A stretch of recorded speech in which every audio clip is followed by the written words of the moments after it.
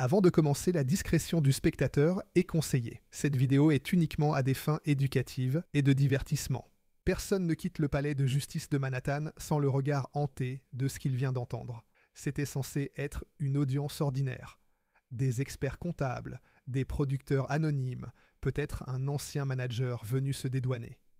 Mais quand la double porte capitonnée s'est ouverte et que George Clooney a traversé l'allée centrale, l'air a littéralement changé de densité. Les téléphones ont cessé de vibrer, les journalistes se sont redressés, les jurés ont oublié de cligner des yeux. Clooney a déposé la main droite sur la Bible, puis il a levé le regard, déterminé à déchirer un voile qu'Hollywood entretient depuis des décennies. Ce qu'il va confier ne parle ni de cinéma, ni de champagne, ni de soirée tapis rouge. Il va plutôt dévoiler la mécanique souterraine d'une industrie prête à sacrifier ceux qui refusent de courber l'échine. Prépare-toi. Chaque mot que tu vas entendre a été prononcé sous serment. Au début des années 2010, George Clooney est au sommet.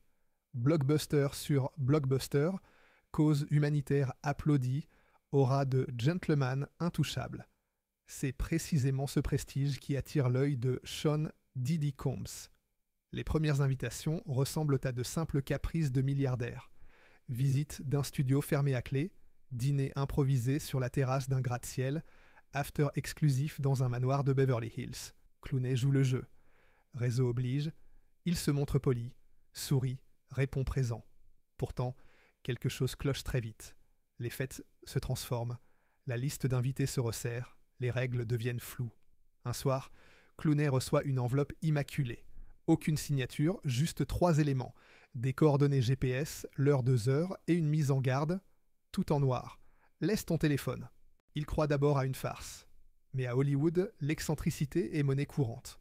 Il s'habille donc d'un costume sombre, glisse son portable dans un tiroir et monte dans le SUV qui l'attend déjà. La ville défile. Les néons s'éteignent au profit de hangars silencieux. En moins de 20 minutes, le véhicule s'engouffre dans le parking souterrain d'un parc d'attractions familial mondialement célèbre. L'endroit est désert, mais l'électricité court encore dans les rails des montagnes russes, comme si le lieu refusait de dormir. Clooney respire un grand coup. Il pressent qu'au-delà de cette porte de service, son univers va basculer pour de bon. Derrière la porte grise, un couloir serpente sous les fondations du parc. Les néons clignotent, le béton suinte, et le silence est si dense qu'on entend l'écho des semelles contre le sol nu. Clooney n'est pas seul. 2 hommes l'escortent. Visage fermé, oreillettes discrètes, allure militaire. À chaque embranchement se dresse un point de contrôle équipé d'un scanner rétinien. Personne ne parle, mais tout le monde sait exactement qui il est. Enfin, un lourd sas métallique s'ouvre. Un souffle d'air froid lui fouette le visage. Le cave est devant lui. Imagine un dôme souterrain aux murs tapissés de miroirs fumés qui reflètent une lumière ambrée. Sur des tables ornées de candélabres dorés, des flûtes aux reflets rosés s'alignent, emplies d'un liquide qui n'a rien de pétillant. Politiques, stars de la tech, chanteurs, multiplatines, têtes couronnées en exil, ils sont tous là, anonymes, derrière des masques d'animaux ciselés. Mais le plus dérangeant, ce sont ces silhouettes sans membres qu'on appelle ici nuggets. Certains sont portés sur des coussins carmins, d'autres roulent dans des fauteuils capitonnés. Clooney reste pétrifié. Il voit des convives caresser ces personnes comme de simples porte-bonheur, leur glisser des pièces en or dans la bouche, éclater de rire devant leur passivité. On lui propose de signer un non-disclosure agreement de 50 pages. S'il refuse, la sécurité le reconduit vers un lounge vitré. Il pourra observer mais jamais participer. Clooney s'assoit, commande un whisky et regarde l'horreur défiler derrière la paroi de verre. Le lendemain, Clooney veut croire à un cauchemar. Mais L.A. ne tarde pas à lui rappeler les règles. 3 projets en pré-production gèlent brusquement. Un réalisateur ami de 20 ans ignore ses appels. Des agents de presse murmurent qu'il est difficile. À Hollywood, on vous fait payer avec des silences et des portes qui se ferment. Clooney découvre qu'un autre acteur, superstar grand public, vient de perdre un rôle clé après avoir confié à un journaliste qu'il avait vu trop de choses lors d'une réception privée organisée par Diddy. Les tabloïds publient soudain des accusations de consommation illicite, de violences domestiques, toutes non vérifiées. En 6 mois, cette star est passée de la une des magazines à la case oubliette. Clooney comprend. Le vrai pouvoir n'a même pas besoin de menacer physiquement. Il lui suffit d'orchestrer un scandale pour que la victime se décompose toute seule. Une nouvelle carte noire arrive. Only the initiated.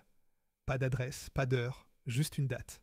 Clooney hésite, puis cède à la pression d'un producteur en qui il a confiance. Cette nuit-là, la tension est palpable.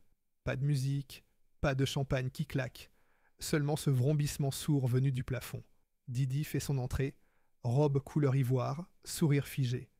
Il lève un calice et proclame « Ce soir, on découvre qui mérite vraiment sa place ». Les lumières émeilleures s'éteignent.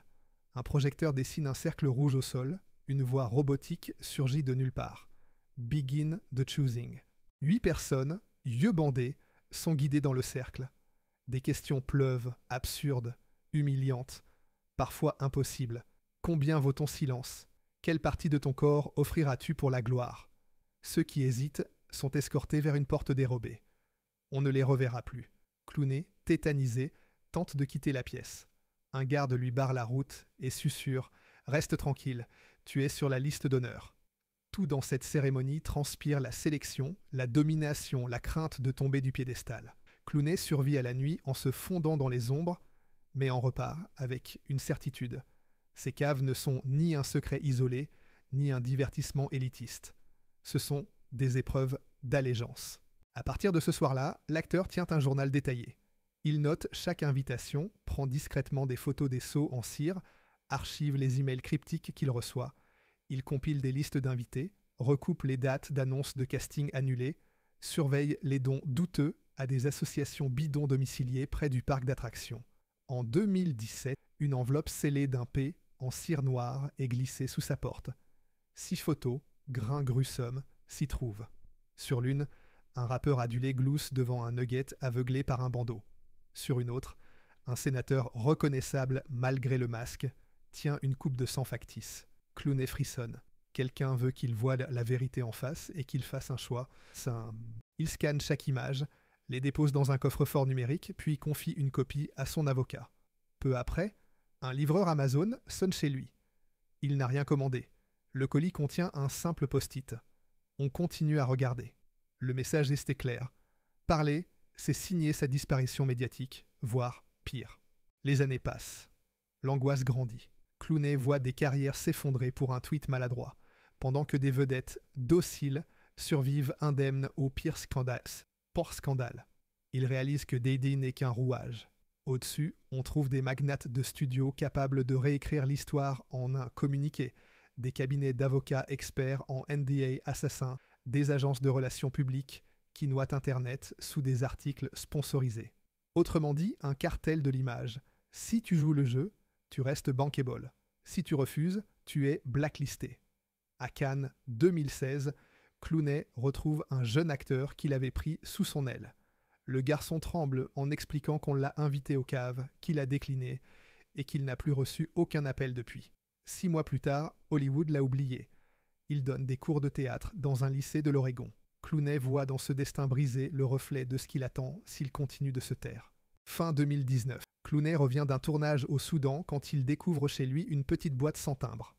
À l'intérieur, une clé USB vierge, aucun mot. Il l'insère dans son ordinateur. Un unique fichier vidéo s'ouvre, noir et blanc, caméra fixe perchée au-dessus du cercle rouge. On y voit le dôme, les miroirs, les masques. Au centre, Didi retire le sien, lève les yeux vers l'objectif et sourit, comme pour saluer celui qui regarde. Puis il murmure quelque chose que le micro ne capte pas. À cet instant précis, Clooney comprend. On sait qu'il sait. Pire, on le prévient que toute fuite pourra être prouvée par cette image qui le montre, lui, en spectateur muet du rituel. Il multiplie les sécurités, déménage sa famille en Europe, engage des anciens agents du Secret Service. Sa vie se transforme en bunker mobile. Fin 2019. Clooney revient d'un tournage au Soudan quand il découvre chez lui une petite boîte sans timbre. À l'intérieur, une clé USB vierge, aucun mot. Il l'insère dans son ordinateur. Un unique fichier vidéo s'ouvre, noir et blanc, caméra fixe perchée au-dessus du cercle rouge. On y voit le dôme, les miroirs, les masques. Au centre, Didi retire le sien, lève les yeux vers l'objectif et sourit, comme pour saluer celui qui regarde. Puis il murmure quelque chose que le micro ne capte pas. À cet instant précis, Clooney comprend. On sait qu'il sait. Pire, on le prévient que toute fuite pourra être prouvée par cette image qui le montre, lui, en spectateur muet du rituel. Il multiplie les sécurités, déménage sa famille en Europe, engage des anciens agents du Secret Service. Sa vie se transforme en bunker mobile. Le procureur lui demande s'il a déjà participé. Clooney répond, voix claire, jamais. Mais j'ai été complice par mon mutisme. Puis il fixe Didi et prononce « Quand on règne par la terreur, on finit toujours par oublier que la peur s'épuise. Aujourd'hui, la mienne a disparu. » La salle d'audience devient une cathédrale de stupeur. George Clooney sait qu'il joue son futur sur cette seule journée. Il sait que les studios, les financiers, les héritiers d'un système fondé sur la peur vont tenter d'étouffer ses mots dès la porte du tribunal franchie. Mais il sait aussi que chaque spectateur suspendu à cette affaire détient désormais un fragment de vérité, et que le secret le plus puissant au monde cesse d'en être un dès qu'il est partagé. Alors, il respire, rassemble ses papiers, et se prépare à affronter la tempête médiatique. Pose-toi la question, combien d'autres icônes, de musiciens, de PDG, de stars planétaires ont franchi ce sas métallique? Demande-toi surtout, jusqu'où serions-nous prêts à aller pour de la gloire, si le simple refus peut détrôner des légendes? Si tu as trouvé ce récit aussi glaçant que fascinant, partage-le. Car, comme le dit Clooney, le vrai monstre, c'est le silence. Et chaque vue, chaque ongle qui se ronge en découvrant cette histoire est une fissure supplémentaire dans le mur de l'omerta.